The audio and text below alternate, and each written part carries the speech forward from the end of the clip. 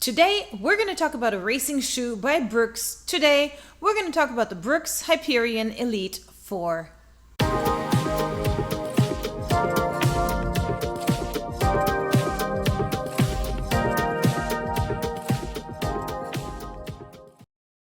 Hey runners, my name is Letty. Thank you so much for tuning in. I am the host of this channel as well as the weekly marathon running podcast on all platforms.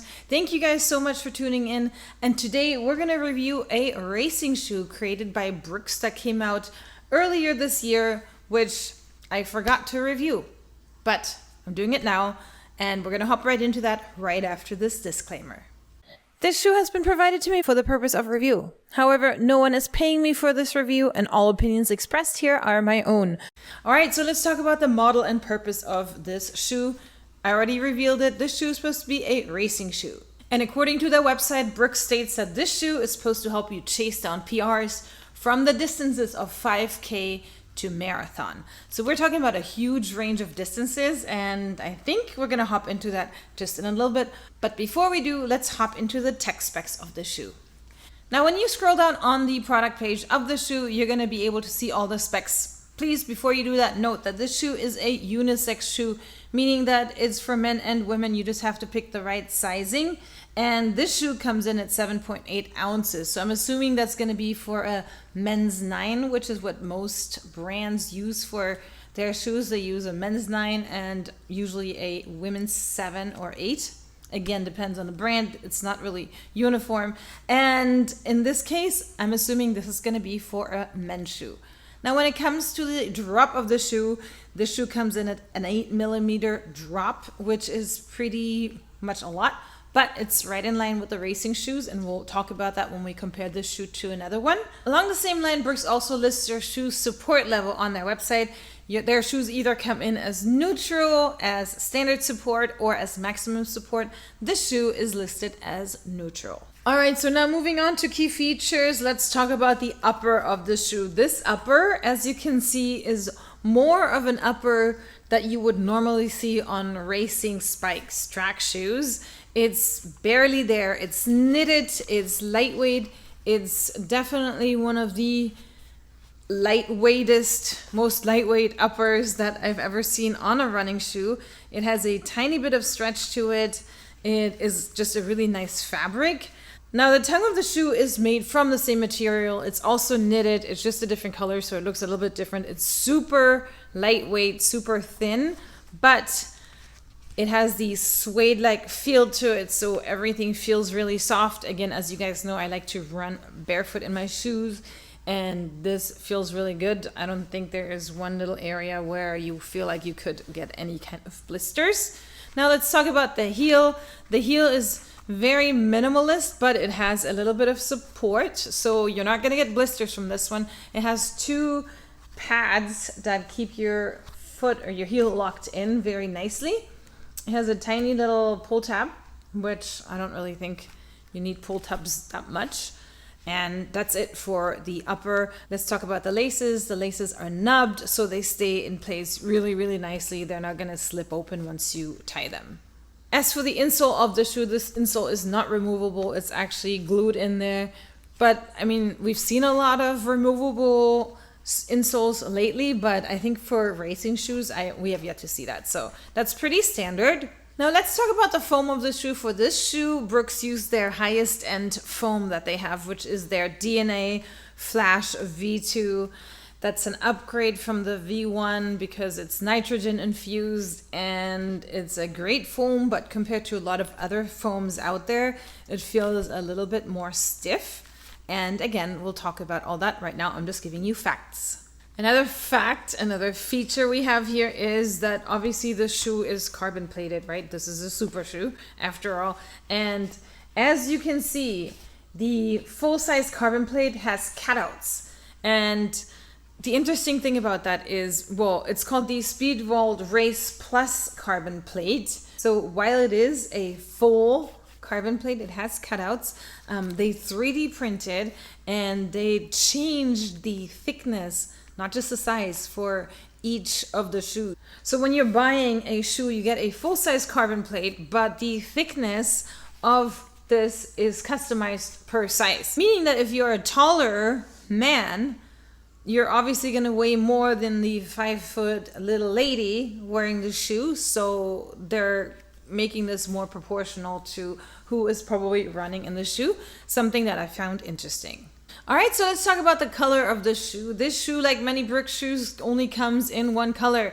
Here we're talking about the Illusion Blue / Orange, which is a very nice color to look at. It looks very fast and it's aesthetically very pleasing. Good job, Brooks, on that. Now, when it comes to the price point, this shoe comes in at $250, which is the normal range of a carbon-plated super shoes. Actually, if you compare it to Nike or Hoka, it's on the lower end of super shoes, right? Because we're talking $250, not $275. So there you go. That's the price point. All right, so let's compare this shoe to another shoe that came out around the same time, which is the Nike Alpha Fly 3, their latest racing shoe.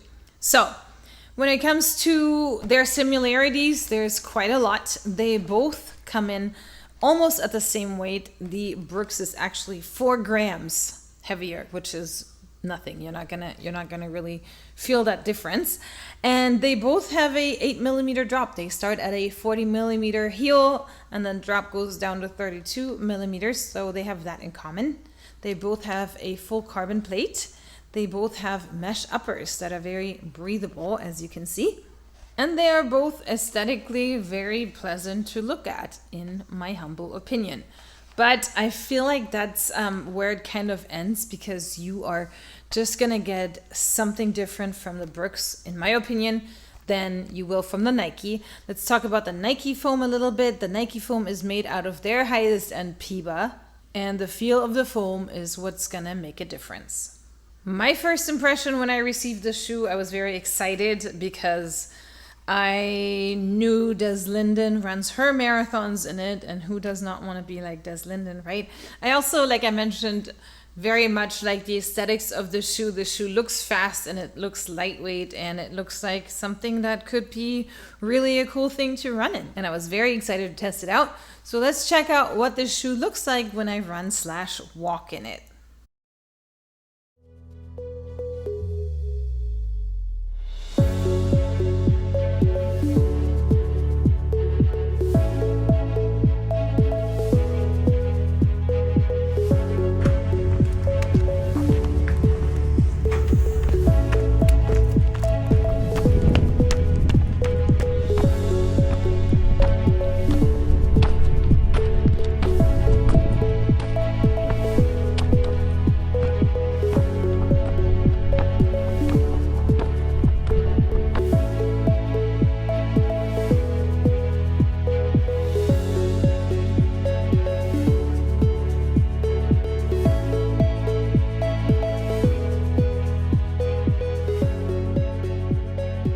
Very, very nice.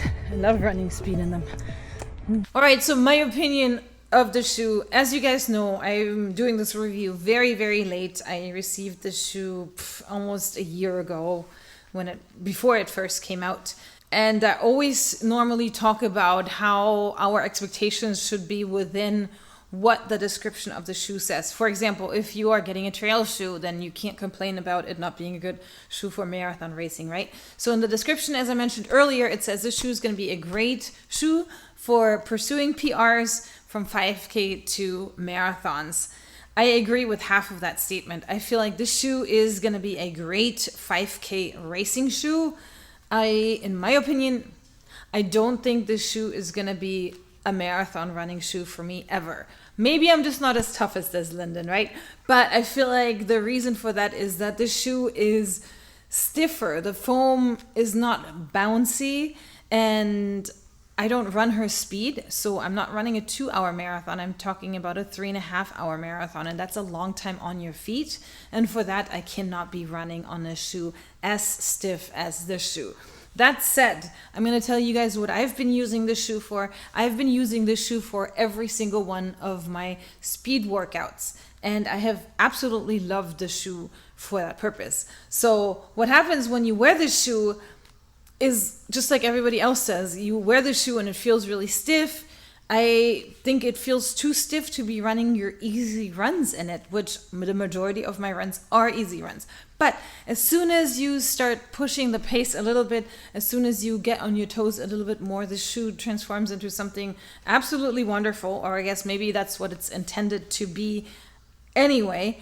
It makes you want to run fast. And when you do run fast, it's super responsive. And I feel like I run faster in this shoe than any of my other shoes for the shorter bouts. So if I have a tempo run or if I have intervals, this is absolutely the shoe that I've been using. And hopefully if you're training for something, you do those intervals maybe once a week or so. And so the shoe has gotten quite a bit of use out of me. I normally run my marathons in my Alpha Flies because I feel like they are very squishy and cushy. And when I reach those 12, 13 miles, that's exactly what I feel my foot needs. I need something that helps me get through this foot fatigue and just keeps me bouncing along. I'm afraid that with this shoe, if I ran a marathon in it, my feet would just start hurting at mile 10 because I feel like this shoe is just more stiff, maybe more stable, but not as forgiving as the Alpha Flies. However, that said, I am signed up to run a Thanksgiving 5K, and I feel like running a 5K in these shoes is going to be way more amazing than running them in my marathon shoes, my Alpha Flies, because when you run a 5K, your pace is just a minute or so faster than your half marathon time. And I feel like this would be the shoe that is responsive enough to take that pace. And so that is why I'm saying I feel like the statement by Brooks that this shoe is great to chase PRs from 5Ks to marathon is only halfway true for me. With all that said, there are tons of pros to buying this shoe. Lightweightedness, the speed, the appearance of this shoe, the stability, the rapid roll rocker, which I didn't even talk about. It does propel you forward. This shoe makes you want to run fast. Cons, price point, right? Obviously, this is a high price point for a shoe that you might not be able to run a marathon in. Another con is the stiffness, as we already mentioned. And last but not least, this shoe is not as cushy as I would want my marathon shoe to be. Now, in summary, who is the shoe for?